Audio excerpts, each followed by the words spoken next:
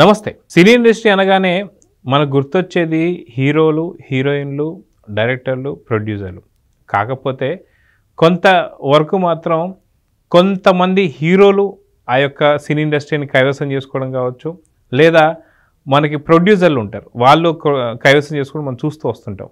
ఎలా అంటే సినిమా థియేటర్లు కొంతమంది ప్రొడ్యూసర్స్ చేతుల్లో ఉండడం కానీ, లేదా పూర్తిగా తెలుగు సినీ ఇండస్ట్రీ కొంతమంది హీరోల చేతుల్లో చూస్తుంటాం. కానీ డైరెక్టర్లు కూడా సినీ ఇండస్ట్రీని కైవసం చేసుకుంటారా? సో ఏంటి స్టోరీ అనే దానిపై మనతో పాటు సీనియర్ జర్నలిస్ట్ ఏం సుందర్ గారు ఉన్నారు, వారిని అడిగి తెలుసుకుందాం. సార్ నమస్తే. నమస్తే అండి. సార్, సినీ ఇండస్ట్రీ అనగానే మనకు గుర్తొచ్చేది హీరోలు, హీరోయిన్లు, డైరెక్టర్లు, ప్రొడ్యూసర్ ఇట్లా. కానీ ఒక ఇండస్ట్రీని పూర్తిగా చేతిలో తీసుకునేది మాత్రం ప్రొడ్యూసర్లు అనేది మనకి ఇప్పటికీ తెలుసు. ఆ నలుగురు ప్రొడ్యూసర్లు అని చెప్పేసి అనుకుంటాం. అదేవిధంగా హీరోలు కూడా ఒక ఇండస్ట్రీని తీసుకుంటుంటారు. కానీ డైరెక్టర్లు కూడా తీసుకుంటారా? తీసుకుంటే ఎలా ఉంటుంది ఏంటి అనే ఈ స్టోరీ గురించి మీరేం చెప్తారు? అంటే డైరెక్టర్తో కెప్టెన్ ఆఫ్ ది షిప్ అంటారు కాబట్టి డైరెక్టర్ల మీద డిపెండ్ అయింది ఇండస్ట్రీ అంతా. అందుకని చాలామంది డైరెక్టర్లు ఒక విధంగా కబ్జా చేశారని చెప్పాల్సి వస్తుంది. ఎందుకంటే హీరోలు అందరూ కూడా పెద్ద హీరోలు మనం అనుకున్న 15 మంది హీరోలు కూడా ఈ 15 మంది డైరెక్టర్లకే చేస్తున్నారు, ఇంట్రెస్ట్ చూపుతున్నారు. కానీ కొత్త డైరెక్టర్కి అవకాశం ఇవ్వడానికి ఎవరు ఉత్సాహం చూపట్లా. అంటే దీన్ని బట్టి ఏంటంటే సక్సెస్ఫుల్ డైరెక్టర్లు ఉంటే ఛాయిస్ అనేది వీళ్ళకి స్టార్డమ్ ఉన్నా కానీ హీరోలకి సాధారణంగా స్టార్డమ్ ఉన్న హీరో ఏంటంటే అంత స్టార్డమ్ లేని డైరెక్టర్లకు ఎప్పుడు మొగ్గు చూపుతారు. కానీ అలా చూపట్లా. ఈ డైరెక్టర్తో చేస్తే ఈ కాంబినేషన్ సెట్ అవుద్ది అనే యాంగిల్లో పోయి అలాంటి వాళ్ళకి అవకాశాలు ఇస్తున్నారు. ప్రధానంగా ఏంటంటే రాజమౌళి గారు. కాకపోతే రాజమౌళి గారిలో ఉన్న గొప్ప విషయం ఏంటంటే ఆయన కబ్జా చేశారని చెప్పడానికి లేదు. ఎందుకంటే 2-3 ఏళ్ళకి ఒకసారి సినిమా చేస్తున్నారు ఆయన.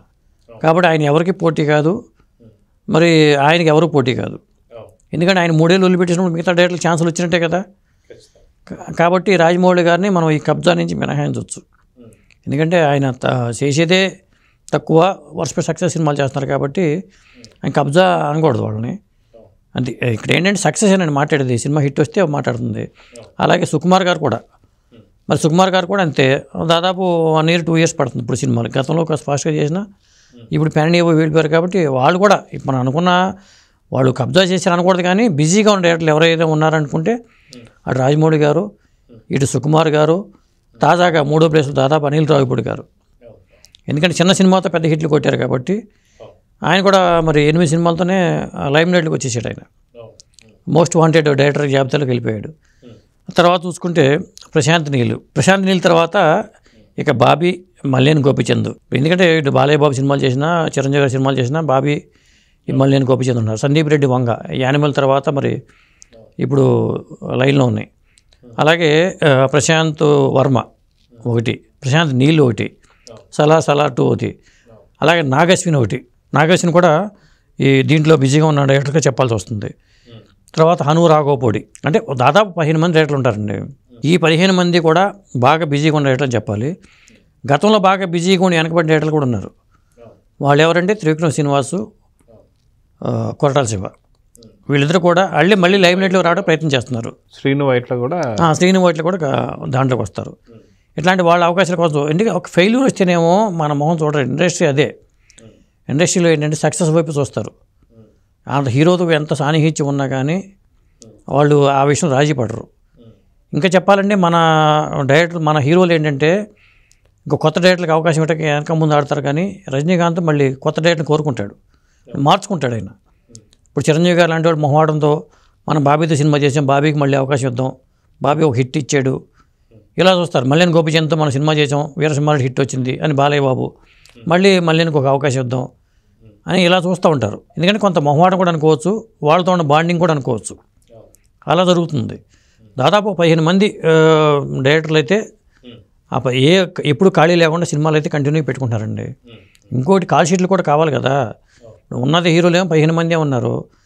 మరి వాళ్ళ కాల్ షీట్లు కావాలంటే ముందే ప్లాన్ చేసుకోవడం, అది అవంగానే ఇదే ప్లాన్ చేసుకోవడం, ఆ సెట్లకు వెళ్ళిపోవడం. మహా అయితే 2-3 నెలలు ఖాళీ ఉన్నారేమో, 5-6 నెలలు ఎక్కువ గ్యాప్ తీసుకోవట్లా. 6 నెలలకు మించి గ్యాప్ తీసుకోవట్లే ఏ హీరో కూడా. అదండి. అదే మనం చూసుకుంటే ఎవరైతే ఇప్పుడు డైరెక్టర్స్ అని మీరు చెప్తున్నారో, కొంతమంది డైరెక్టర్స్ వెనక గోస్ట్ రైటర్స్ ఉన్నారని చెప్పేసి కూడా చెప్తుంటారు. గతంలో కూడా చాలామంది గోస్ట్ రైటర్స్ వాళ్ళ వల్లే హిట్ అయ్యాయని చెప్పి కూడా తర్వాత తెలుస్తుంది. కానీ ఇప్పుడు ఎవరైతే డైరెక్ట్ చేసేటువంటి ఒక డైరెక్టర్స్ వెనక కూడా గోస్ట్ రైటర్స్ ఉన్నారా లేదా అంటే ఏం చెప్తారు? అంటే ఇక్కడ గోస్ట్ అనడం కరెక్ట్ కాదేమో. ఎందుకంటే టీమ్ ఆఫ్ రైటర్స్ ఉంటున్నారు. ఎందుకంటే ఒక్కొక్క కామెడీ సన్నివేశాలు బాగా రాస్తారని ఒక అతను పెట్టుకుంటారు, సెంటిమెంట్ ఎమోషనల్ డైలాగ్స్ అతను బాగా రాస్తారని ఇంకో అతను పెట్టుకోవచ్చు. డిస్కస్ చేసుకుని వాళ్ళతో వెర్షన్స్ రాయించుకుంటారు, ఏ వెర్షన్ బాగుంటే ఆ వెర్షన్ తీసుకుంటున్నారు. ఇప్పుడు కల్కి సినిమా తీసుకుంటే కల్కి సినిమాకి దాదాపు 10 మంది దాకా పనిచేశారు నాకు తెలిసి. ఎందుకంటే చిన్న ఒక సన్నివేశానికి సంబంధించి మంచి సన్నివేశం రాసినా సరే అమౌంట్ వాళ్ళకి పెద్ద అమౌంట్ పడుతుంది. ఇప్పుడు ఇదంతా వాళ్ళు వచ్చింది కాదు, ఇది దాసనారాయణ గారి దగ్గరే పెద్ద డస్క్ ఉండేది. అలాగే పరుచూరి బ్రదర్స్ కూడా వాళ్ళ టీం ఉండేది, చాలామంది పనిచేశారు. పోచిన కోస్టల్ మురళి లాంటి వాళ్ళు, అంటే దీని అసిస్టెంట్లు అనుకోవచ్చు. లేకపోతే ఎందుకంటే పేరు పడదు కాబట్టి గోస్ట్ అంటారు, కానీ అసిస్టెంట్ రైటర్లో అసోసియేట్లు అనుకోవచ్చు కదా. ఇప్పుడు డైరెక్టర్కి అసోసియేట్లు, అసిస్టెంట్ డైరెక్టర్లు, కో డైరెక్టర్లు ఎట్లా ఉంటారో అట్లా కూడా అనుకోవచ్చు. ఎందుకంటే అవకాశాలు రావాలంటే ఒకేసారి అవకాశం రాదు కాబట్టి కొంతమందికి పని చేస్తే అనుభవం ఉంటుందనే ఉద్దేశంతో కూడా చేస్తూ ఉంటారు. అలా త్రివిక్రమ్ శ్రీనివాస్ లాంటి వాళ్ళు కూడా అట్లా చేసిన వాళ్ళే స్టార్టింగ్లో. అలా చేసి డెవలప్ అయ్యి డైరెక్టర్గా ప్రూవ్ చేసుకున్నారు అంతే. కాకపోతే టాలెంట్ ఉంటే బయటపడదు, ఎప్పటికైనా వాళ్ళకి అవకాశాలు వస్తాయి, ఆ తర్వాత బిజీ అయిపోతారు. అట్లా ఉంటుంది ఇండస్ట్రీలో. మనం చూసుకుంటే దాదాపు ఇప్పుడు రాజమౌళి గారు కావచ్చు, లేదా సుకుమార్ గారు కావచ్చు, ఇదే విధంగా చూసుకుంటే చాలామంది తెలుగు డైరెక్టర్స్ ఇప్పుడు పూర్తిగా గ్లోబల్ వైడ్గా, అంటే ఇండియా వైడ్గా కాకుండా గ్లోబల్ వైడ్గా కూడా మంచి పేరు అయితే తెచ్చుకున్నారు. రాజమౌళి గారు ఇప్పుడు రానున్నటువంటి ఒక మహేష్ బాబు గారి యొక్క ప్రాజెక్ట్ కావచ్చు, సుకుమార్ గారు మళ్ళీ ఏదైతే ఉందో పుష్ప 3కి ర్యాంపేజ్ ఏదైతే ఉందో దానికి సంబంధించినది. సో ఖచ్చితంగా పరిధులు కూడా డైరెక్టర్స్ వారికి పెరుగుతున్నాయా లేదా అంటే ఏం చెప్తారు? ఖచ్చితంగా అండి. ఎందుకంటే ఇప్పుడు కొత్తగా ఆలోచిస్తున్నారు. ఇదివరకు ప్రేమ కథలు ఆ టైపు ఆలోచించట్లా. కొత్తగా ఆలోచించే వాళ్ళు ఒక పందాలు ఉన్నారు, ఎంటర్టైన్మెంట్ పందాలు పెట్టుకుని. ఇప్పుడు అనిల్ రావు ఇప్పుడు చెప్పాడు, హై నాయకులు ఆ బాలుడి పాత్ర చూసిన తర్వాత ఇన్స్పిరేషన్తో నేను ఈ కుర్రాడి పాత్రను డెవలప్ చేసుకున్నానని చెప్పుకుంటూ వచ్చారు. కొంత ఏంటంటే నేను ఈ జానర్లో నేను సినిమాలు చేస్తున్నాను కాబట్టి వాళ్ళ జంజాల సినిమాలు చూడటం, ఈవీ సినిమాలు చూడటం చేసుకుంటుంటారు. ఏ డైరెక్టర్కి ఆ డైరెక్టరు వాళ్ళ కేటగిరీలో వాళ్ళని ఫాలో అవుతూ ఉంటారు. నాకు ఇక్కడ సక్సెస్ వస్తున్నప్పుడు దాంట్లో వెతుక్కుంటూ ఉంటారు, కొత్త దాంట్లో ప్రయత్నం చేయరు. ఇప్పుడు కొత్త దాంట్లో కూడా త్రివిక్రమ్ శ్రీనివాస్ లాంటి కొత్త వాటిలోకి వెళ్తున్నారు. ఎందుకంటే ఆల్రెడీ గుంటూరు కారం అనేది ఇక రెగ్యులర్ ప్యాటర్న్ నుంచి అయిపోయింది, మనం కూడా పాన్ ఇండియా డైరెక్టర్ అవ్వాలనే ఉద్దేశంతో ఆయన కూడా పందం మార్చుకున్నారు.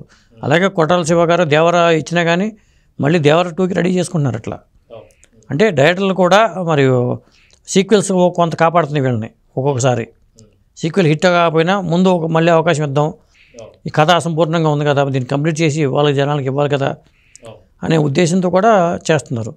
ఒక ప్యాటర్న్ మార్చుకుంటున్నారు, ఎందుకు ఫెయిల్ అయ్యామని బ్యారేజ్ చేసుకుంటున్నారు. ఒక సీక్వెల్స్ వచ్చినాయంటే 2 హిట్ అవ్వాలని కూడా లేదు. ఇప్పుడు భారతీయుడికి భారతీయ 2 ఫ్లాప్ అయింది, మరి భారతీయ 2 ఫ్లాప్ అయిందని భారతీయ 3 ఫ్లాప్ అవుతుందని కూడా చెప్పలేము, అది హిట్ అవ్వచ్చు. సో మొత్తానికి మన డైరెక్టర్స్ సంబంధించి చూసుకుంటే ఇప్పుడు ఆంధ్ర నుంచి ఇండియా నుంచి పూర్తి వరల్డ్ వైడ్గా పేరు తెచ్చుకున్న సంగతి తెలిసిందే. సో రానున్నటువంటి ఒక కాలంలో తెలుగు డైరెక్టర్ల భవిష్యత్తు ఎలా ఉంటుందంటే ఏం చెప్తారు? ఇప్పుడు ఇండియాలో మనకి తెలుగు వాళ్ళ సక్సెస్ రేట్ ఎక్కువ ఉంది డైరెక్టర్లకి, కాబట్టి హిందీ వాళ్ళు కూడా మన డైరెక్టర్ల కోసం చూస్తున్నారు. కాబట్టి మన వాళ్ళు మార్కెట్ని కబ్జా చేశారనే మాటకి మాత్రం తిరుగులేదు. కాకపోతే హీరోలు తక్కువగా ఉండటం వల్ల కొత్త వారికి అవకాశాలు రావట్లా. అంటే పెద్ద హీరోలు వీళ్ళతోనే కమిట్ అయిపోతున్నారు. 15 మంది హీరోలు ఎవరైతే అనుకున్నామో వాళ్ళు వీళ్ళని ఖాళీగా ఉంచట్లా. కొత్త వాళ్ళు వచ్చి పెద్ద హీరోతో మంచి కథ ఉన్నా కానీ పెద్ద హీరోతో చేద్దాం అనుకున్నా వాళ్ళకి అవకాశం రావట్లా. ఆ లోటు అయితే ఉంది. టాలెంట్ ఉన్న వాళ్ళు ఇంకా చాలామంది ఉన్నారు. అంటే హీరోల సంఖ్య పెరగాలి, లేదా హీరోలు సినిమాల సంఖ్య పెంచుకోవాలి, ఈ 2 జరగాలి. ఒక హీరో, ఇప్పుడు చిన్న హీరో కూడా కనీసం 3 సినిమాలు చేయొచ్చు సంవత్సరానికి. చిన్న హీరోలు కనీసం ఒక మాదిరి హీరోలు 3 సినిమాలు చేసుకుంటే కొత్త వాళ్ళకి అవకాశాలు వస్తాయి. సక్సెస్ వచ్చిన కొత్త వాళ్ళకి కూడా అవకాశాలు రావట్లా. ఆ మధ్యన మిడిల్ క్లాస్ మెలోడీస్ అనే సినిమా వచ్చింది, direct talented. Colour photo director ఉన్నాడు సందీప్ రాజు, టాలెంటెడ్, ప్రూవ్ చేసుకున్నాడు. మళ్ళీ సినిమాలు ఇట్లా ఏమవుతుందంటే ఒక్కొక్కసారి సక్సెస్ వచ్చిన తర్వాత కూడా సినిమాలు రావట్లా.